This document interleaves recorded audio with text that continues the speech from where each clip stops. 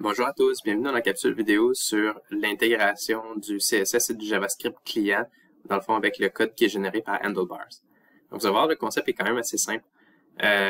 Donc moi ici, là, je pars du projet que je vous ai montré là, dans la dernière capsule vidéo, où est-ce qu'on allait chercher les différents personnages, tout ça pour les afficher ici dans l'interface graphique. Une chose qu'on avait enlevé, c'était le côté, donc les balises link, à part le normalize, parce que ça, on s'était dit que toutes les pages allaient l'avoir, fait que ça, on pouvait on peut le laisser dans le gabarit, mais mettons, tous les autres fichiers JavaScript ou CSS, ils étaient très spécifiques à des pages en question, ils ne devraient pas nécessairement être là. Donc, comment est-ce qu'on peut pallier à ça pour que chaque page ait son propre CSS et son propre JavaScript? Donc, le truc est le suivant. Okay, on va aller dans le server.js. Ce qu'on va faire, c'est qu'à chaque fois qu'on va créer qu'on a une page dans le fond avec Handlebar, on est obligé d'avoir une route, comme ceci, duquel on fait un render d'une page Handlebar, essentiellement. Ce qu'on va faire, c'est qu'à l'intérieur de cette page-là, on peut leur passer des variables, justement. Donc, on va passer la variable titre, personnage.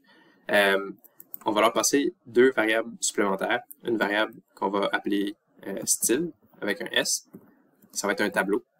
Puis une autre variable qu'on va appeler script, avec un S aussi, qui va lui être aussi un tableau. Donc le principe est le suivant. Donc on va avoir, dans le fond, un tableau ici qui va contenir nos différents chemins vers les fichiers CSS, donc le tableau de style, puis ici au niveau du script, un tableau qui contient les différents chemins vers les différents fichiers JavaScript que cette page-là, donc dans ce cas-ci ma page d'accueil, aurait besoin. Donc, par exemple, okay, si moi ici, je veux que le fichier CSS, style.css que j'ai ici dans mon dossier public, soit utilisé par ma page d'accueil. Ce que je vais faire, c'est que je vais juste créer une entrée dans mon tableau qui va être le chemin vers ce fichier-là. Dans ce cas-ci, c'est le fichier à partir de mon serveur. Là, fait que ça va être /css style.css, comme ça ici. Si vous auriez plusieurs fichiers CSS que vous voudriez charger, c'est une chose que vous avez besoin de faire, c'est tout simplement mettre une virgule ici, rajouter une autre chaîne de caractères, puis rajouter un autre chemin. C'est tout. Là, ici, j'en ai juste un, puis je vais laisser comme ça. On va faire la même chose pour les scripts. Tous les scripts qu'on veut charger pour la page d'accueil, par exemple, on va les mentionner ici. Donc, dans ce cas-ci, je voudrais, par exemple, charger le main.js. Donc, ce que je vais faire, c'est tout simplement rajouter /js/main.js. Tel quel, comme ça ici. Donc, maintenant, ça veut dire que je passe deux tableaux, maintenant, à ma génération de page. Puis, je vais pouvoir utiliser ces deux tableaux-là, maintenant, directement, soit dans la page ou soit dans le main.handlebar. Nous, ce qui va nous intéresser, ça va être dans le main.handlebar. On va pouvoir utiliser le tableau de style et le tableau de script pour pouvoir générer les balises link ou les balises script pour pouvoir charger les fichiers CSS ou les fichiers JavaScript. Donc, on termine ça là-dessus. Vous allez voir, c'est pas très compliqué. On s'en va dans le main.handlebar. Ici, on veut essentiellement charger, on va commencer par tous les fichiers CSS. Donc, je vais enlever ici ce qu'on avait mis en commentaire pour les fichiers JavaScript et CSS.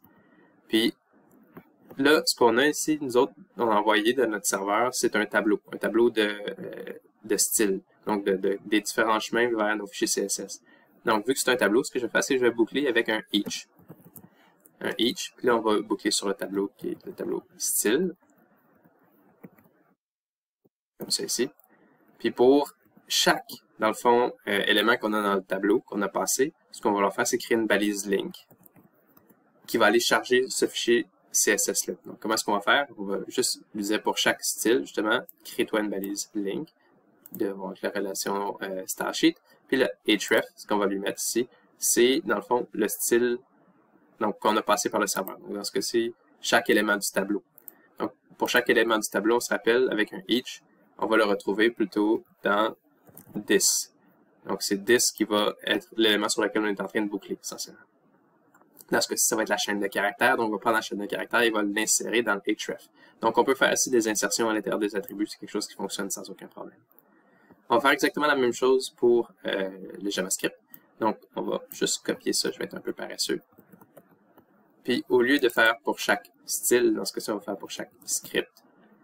Donc, chaque élément du tableau script. Pour chaque élément du tableau script, c'est pas ici un link qu'on va faire. Ça va être plutôt une balise script avec un type module. donc un balise script avec un type module, puis la source, encore une fois, ça va être l'élément sur lequel on est en train de boucler, la chaîne sur laquelle on est en train de boucler, fait que ça va être this, encore une fois, entre des moustaches, pour que Handlebar fasse l'insertion ici. Donc si je sauvegarde ça, maintenant, quand ma page va être générée, dans le fond, il va utiliser ces deux tableaux-là pour aller insérer des fichiers JavaScript ou CSS qui doivent être utilisés par le client. Si je rafraîchis ma page, vous allez voir, maintenant le CSS est utilisé. Je n'ai pas de JavaScript dans ce cas-ci, le fichier main.js, il est vide, mais si j'aurais différents fichiers JavaScript, je pourrais les charger.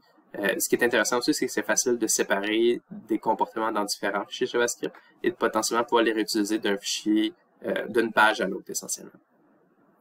Donc, ça conclut la capsule vidéo sur l'intégration du JavaScript client et du CSS au travers de Handlebar. J'espère que vous avez apprécié et sur ce, passez une bonne fin de journée.